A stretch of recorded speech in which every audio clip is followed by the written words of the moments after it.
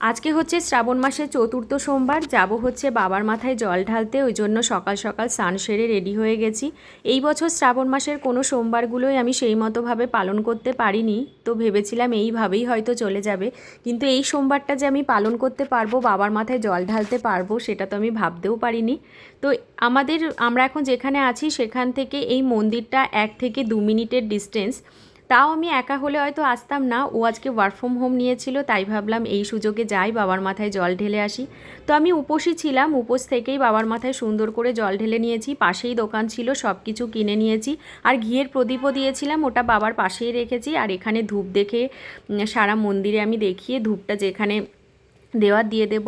লাস্টে আবার দেখলাম ওর হাতে প্রসাদও দিয়েছিল, ভালোই হলো। আমি যেহেতু উপোস ছিলাম তাই ওই প্রসাদ খেয়ে আমার উপোসও ভঙ্গ হয়ে গেল।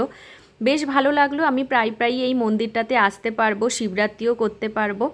তো এখন আবার বাড়ি চলে এসেছিলাম। আজকে তো ও যখন ওয়ার্ক ফ্রম হোম, তো রান্না করতে হবে আমাকে সকালেই, না হলে তো আমি ওই বিকেল 4টে থেকে রান্না করা শুরু করি। তো করব হচ্ছে মুসুর ডাল। ভুল করে আমার মুসুর ডাল ভেজানো হয়ে গেছে, তো করে নেব মুসুর ডালটাই। আর কি করব, এমনি মাছ মাংস ডিম কিছুই খাবো না।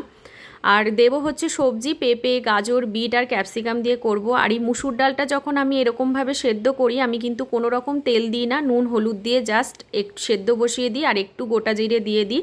এইভাবেই বসিয়ে দেব। এখানে বসিয়ে দিলাম। আর জলটা বললাম না একটু বেশি হয়ে গেছে, ওই জন্য দেখো প্রেশার কুকারের উপরের অবস্থা একদম বেহাল হয়ে গেছে। আর এখানে করব হচ্ছে আলু পোস্ত আর লঙ্কাটা পেস্ট করব। আলুও কেটে নিয়েছি এইদিকে, আর এদিকে চাল ধুয়ে চাল ভিজিয়ে রেখে দিয়েছি। আলু পোস্তটাও বসিয়ে দিয়েছি এখানে। আলুগুলো ভালো করে ভেজে পোস্তটা দিই। এই সুযোগে আমরা একটু দুজন মিলেও বেরিয়েও ছিলাম, কিছু বাজার করে, যেমন শাক, কুঁদরি, লাউ এইসব টুকটাক এনেছিলাম, বেগুন এনেছিলাম। তো আমি শাক পাতা এইসব আনলে আমি কিন্তু কেটে একদম গুছিয়ে প্লাস্টিকে করে ফ্রিজে রেখে দিই। আজকে শাকটা আর করবো না, তো কেটে গুছিয়ে রাখলে আমি পরের দিন যখন রান্না করব আমার সুবিধা হবে। তো এখানে কিন্তু শাক ভালো করে ধুয়ে কেটে গুছিয়ে রাখলাম। আর এইদিকে বেগুন ভাজা করব, নুন হলুদ বেসন দিয়ে বেগুনটাকে মেখে রেখেছি। আর ওখানে ভাতও বসিয়ে দিয়েছি। আর এদিকে কুঁদরিটাকেও কিন্তু কেটে নেব। তো আমার সব রান্না বান্না কমপ্লিট হয়ে গেছে। তো চলো রান্নার মেনুটা শেয়ার করে দিই। এখানে করেছি ভাতটা কিন্তু আমি এখন ভালোই করি।